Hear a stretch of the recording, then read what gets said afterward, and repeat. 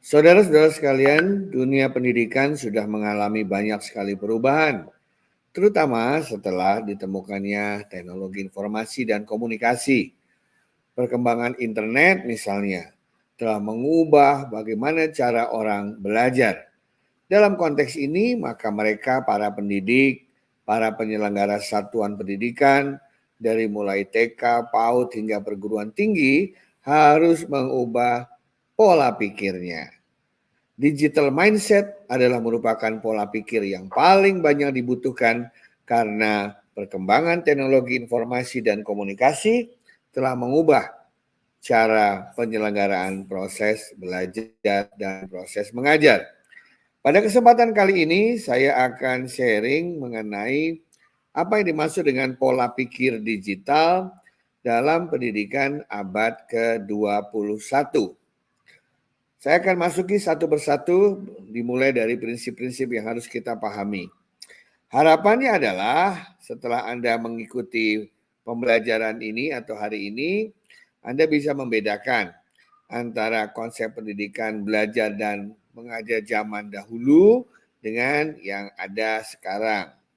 Anda juga bisa menguraikan ciri khas atau karakteristik dari pendidikan formal yang belakangan ini berkonvergensi dengan pendidikan non-formal dan informal.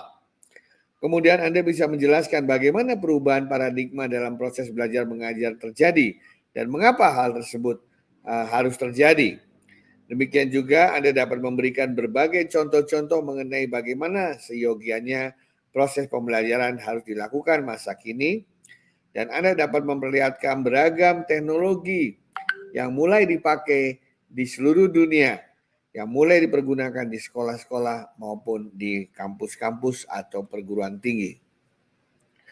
Saudara-saudara sekalian, pada hakikatnya kalau kita melihat undang-undang dasar kita, maka di situ dijelaskan mengenai definisi pendidikan.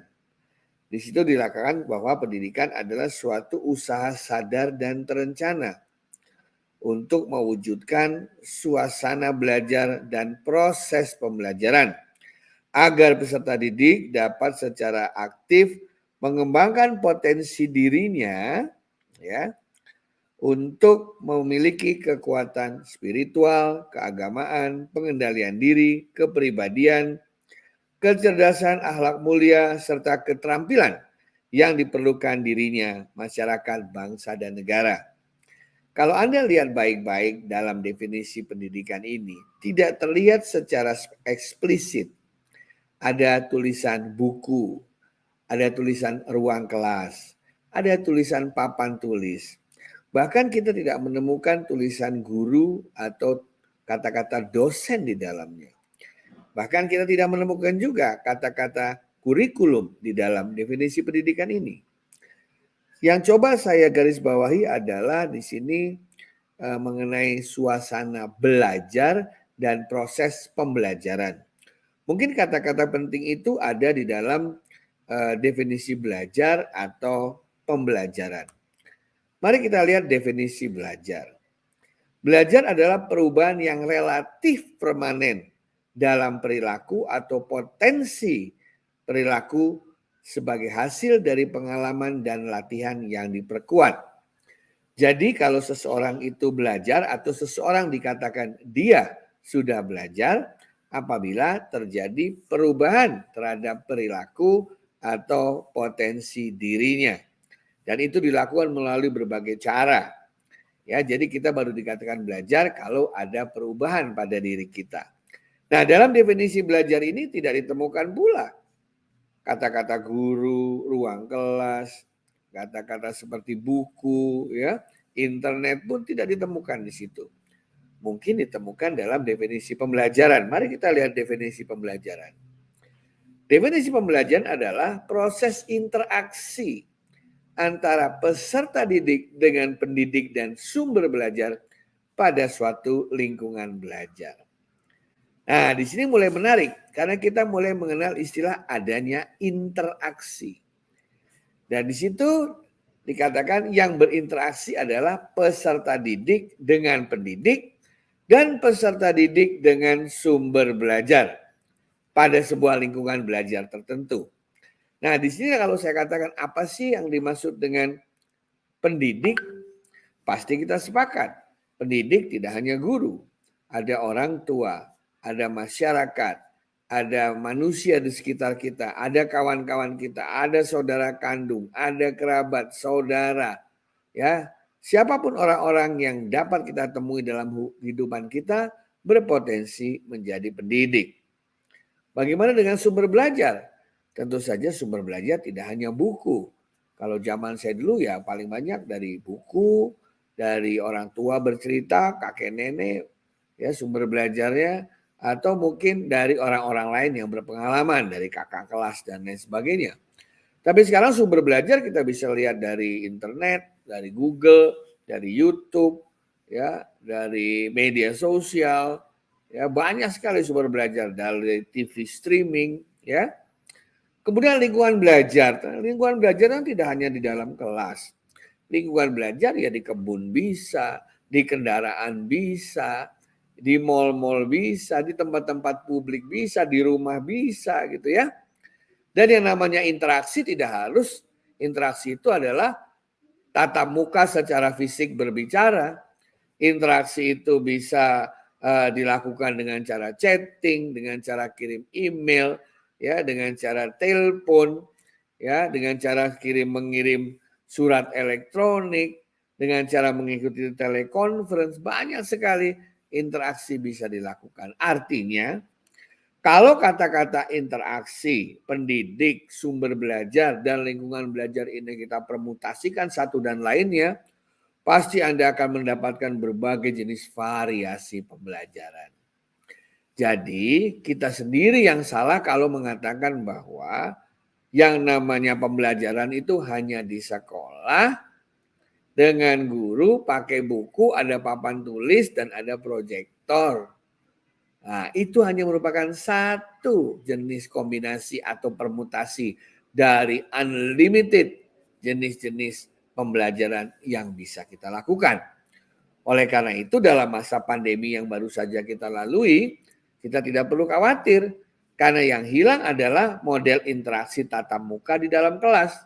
Tetapi kombinasi pembelajaran lainnya terbuka lebar. Disinilah pola pikir, mindset, paradigma kita mengenai proses pembelajaran harus berubah. Nah, bagaimana dengan pendidikan formal yang dilakukan oleh sekolah-sekolah, satuan pendidikan, kampus-kampus, dan lain sebagainya? Nah, bedanya pendidikan formal dengan non-formal atau informal adalah bahwa dalam pendidikan formal itu semuanya dipersiapkan, dirancang secara terstruktur dan sistematis. Mengapa harus direncanakan terstruktur dan sistematis? Karena dalam pendidikan formal, Anda menjanjikan kepada sponsor, kepada orang tua yang mempercayakan anaknya ke tempat kita, kesatuan pembelajaran yang kita selenggarakan, agar di akhir proses pembelajaran mereka bisa melakukan sesuatu, punya kompetensi tertentu, punya skill tertentu. Karena kita menjanjikan hal itu, maka dalam proses perjalanannya di dalam satuan pembelajaran semuanya harus sistematis, terstruktur agar bisa direncanakan dan dikontrol. Nah, disinilah bedanya dengan pendidikan yang non formal atau informal yang lebih fleksibel. Nah, saudara-saudara sekalian, yang dialami oleh kita selama pandemi adalah perubahan yang mengarah pada transformasi. Transformasi adalah perubahan ke masa depan yang tidak akan kembali lagi ke masa lalu, menuju kepada sesuatu yang lebih baik. Dengan adanya pandemi, maka membuat manusia berpikir bahwa harus mencari model alternatif mengubah cara belajar mengajar yang ada. Disitulah kita melihat bagaimana teknologi memegang peranan penting dalam proses pembelajaran. Model-model pembelajaran dengan memanfaatkan e-learning, learning management system, teleconference, virtual classroom sudah menjadi bagian keniscayaan yang tidak bisa kita hindari. Nah, oleh karena itu maka mulailah diperkenalkan konsep blended learning, ya, yang juga berlaku termasuk hybrid learning. Ya, di mana kalau dilihat by definition blended learning itu lebih pada pembelajaran tatap muka yang diperkaya dengan berbagai yang bersifat online, sementara hybrid learning adalah secara bersama-sama mereka yang berada dalam ruang kelas dapat belajar bersama dengan mereka yang berada dalam ruang virtual. Dalam konteks blended dan hybrid learning inilah maka guru-guru, dosen-dosen harus berubah. Pimpinan satuan pendidikan, manajemen kampus, penyelenggara sekolah-sekolah, yayasan harus berubah. Orang tua harus berubah, masyarakat harus berubah, pemerintah juga harus berubah, termasuk peserta didiknya juga harus berubah. Tidak lagi modelnya belajar itu menunggu apa yang disampaikan guru baru kita belajar. Tetapi dengan adanya teknologi, kita bisa kapan saja memulai proses pembelajaran tanpa harus menunggu. Nah, yang paling penting dalam menghadapi perubahan ini atau transformasi ini, ternyata bukan uang, bukan masalah peraturan pemerintah, bukan ternyata juga masalah teknologi, tapi ini adalah masalah perubahan mindset atau pola pikir. Masa lalu indah pada waktunya, ya, mari kita kenang sebagai bagian dari nostalgia. Belajar di papan tulis, ya, didikte oleh guru, itu indah pada waktunya dan tepat pada waktunya karena dulu belum ada teknologi. Sekarang semuanya harus sudah berubah. Ya, yang penting adalah kita kembali pada esensi pendidikan. Ada rancangan, anak-anak bisa belajar dan mereka memiliki perubahan potensi perilakunya setelah berinteraksi dengan program pembelajaran. Saudara-saudara sekalian, tadi dikatakan bahwa dalam konteks ini kita harus merubah pola pikir kita. Bahwa guru bukanlah satu-satunya pendidik dalam konstelasi pembelajaran modern. Guru atau dosen hanya salah satu pihak yang berfungsi menjadi pendidik bagi peserta didik. Di situ ada orang tua, ada masyarakat, ada pemuka agama, ada kerabat, ada tokoh-tokoh, ada YouTuber, ada teman-teman sahabat, semua orang yang bisa kita kontak melalui handphone, melalui komputer, melalui internet, itu berpotensi menjadi pendidik bagi kita.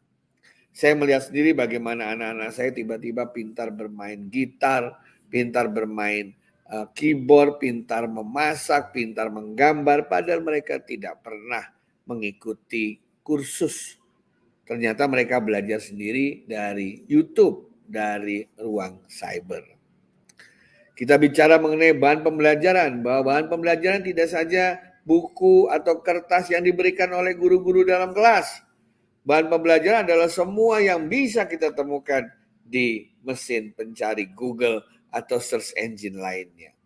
Termasuk di perpustakaan-perpustakaan yang bisa kita akses dari internet, dari media sosial, dan lain sebagainya. Sumber belajar ya itu pun juga tidak hanya dari perpustakaan. Sumber belajar itu bisa dapat dari televisi, ya bisa diperoleh dari pengalaman, bisa diperoleh dari aktivitas sehari-hari, cerita orang lain, gitu ya, dari film, ya banyak sekali sumber-sumber belajar itu. Interaksi juga tidak tertutup pada harus tatap muka, tidak. Kita bisa kirim-kiriman email, bisa WA, bisa ikut working group, ya, bisa ikut Zoom, bisa ikut telekonferensi, bisa ikut webinar. Ya, interaksi bisa dilakukan melalui handphone, ya, bisa melakukan berbagai cara. Ya, itulah yang dimaksud dengan interaksi. Jadi kalau dahulu itu kita datang ke satuan pendidikan untuk mengikuti program pembelajaran, tapi sekarang mindset harus dirubah. Satuan pendidikan harus mampu datang ke setiap relung-relung kehidupan manusia. Kampus, sekolah harus hadir di rumah, di kantor, di kendaraan, di tempat publik, dan lain sebagainya. Dan itu tidak bisa dilakukan tanpa adanya teknologi. Maka sekolah-sekolah, guru-guru, kampus-kampus, para dosen harus memastikan, terutama penyelenggara satuan pendidikan, bahwa di sekolahnya memiliki infrastruktur teknologi, hardware, software, sumber daya manusia, database, jaringan, konten, mitra strategis. Kenapa? Karena kita ingin menghadirkan satuan pendidikan ke dalam setiap ruang-ruang relung-relung kehidupan dari peserta didik.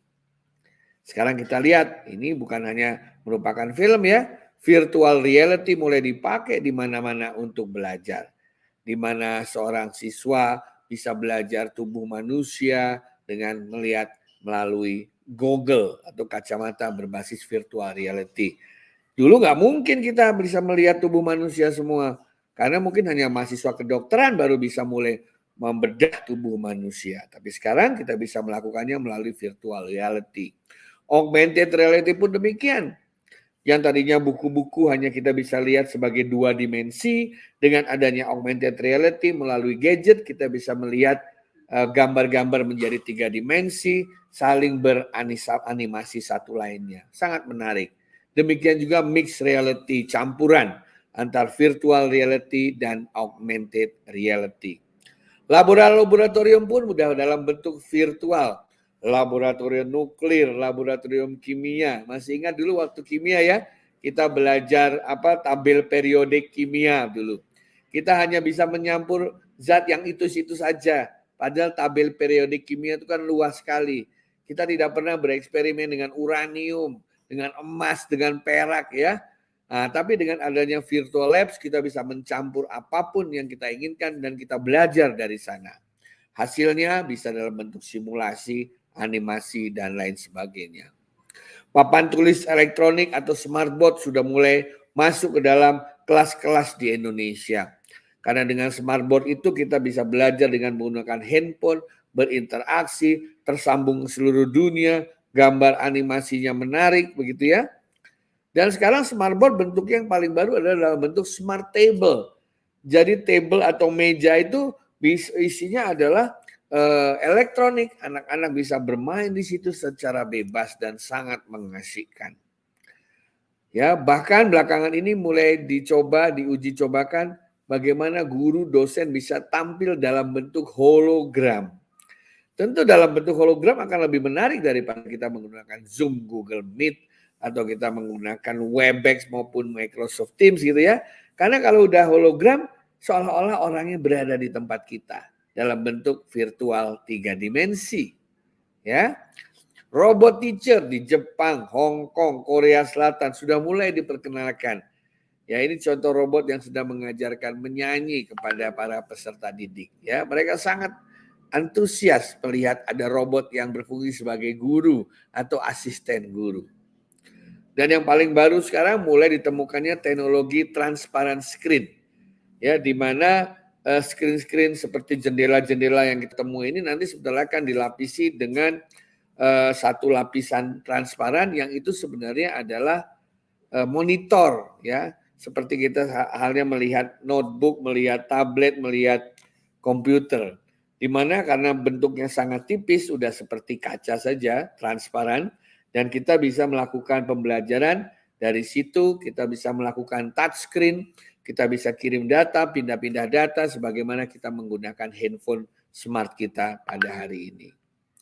Kesimpulannya saudara-saudara sekalian bahwa teknologi dalam dunia pendidikan bertujuan untuk memfasilitasi proses pembelajaran agar peserta didik dapat meningkat kompetensinya. Jadi jangan terbalik, jangan kita yang diperbudak oleh teknologi, tapi kehadiran teknologi semata-mata adalah untuk membantu memfasilitasi proses pembelajaran. Sebagai latihan ada tugas mandiri. Saya ingin tanya kepada Anda selaku guru atau dosen. Silakan Anda jawab dengan menggunakan digital mindset yang ada pada diri Anda. Pada situasi pertama misalnya ya. Misalnya walaupun sudah berkali-kali dijelaskan, peserta didik tetap tidak memahami topik pembelajaran yang diberikan oleh gurunya atau diberikan oleh kita. Apa tindakan kita jika melihat fenomena ini? Situasi kedua. Karena masih takut dengan COVID-19, sebagian orang tua tetap tidak mengizinkan putra-putrinya untuk hadir secara fisik di sekolah, gitu ya. Nah, kira-kira Anda sebagai guru bagaimana caranya agar siswa yang di rumah dapat mengikuti proses pembelajaran tetap dengan baik? Apa yang akan Anda lakukan? Atau apa yang akan Anda yakinkan kepada orang tua bahwa walaupun hadir di rumah, mereka tetap bisa mengikuti pembelajaran dengan baik. Atau situasi ketiga, Anda bisa melihat siswa didik kerap melakukan copy paste dalam mengerjakan tugas yang diberikan, sehingga tidak terjadi proses peningkatan potensi atau perilaku yang diharapkan. Bagaimana Anda menyikapi ini sebagai seorang pendidik? Ya, jadi yang pertama, apa yang akan Anda lakukan ketika melihat bahwa peserta didik tidak memahami topik, walaupun sudah berkali-kali dijelaskan. Atau kedua, orang tua yang tetap tidak mengizinkan sampai kapanpun anaknya sekolah secara fisik, padahal anaknya membutuhkan pendidikan. Dan yang ketiga, bagaimana ketika banyak anak-anak kita sekarang cenderung melakukan copy paste tanpa berpikir. Jawablah dengan menggunakan pendekatan digital mindset. Demikian saudara-saudara sekalian, terima kasih banyak. Mudah-mudahan presentasi yang saya berikan ini bisa memberikan manfaat bagi Anda semua. Sekian dan terima kasih.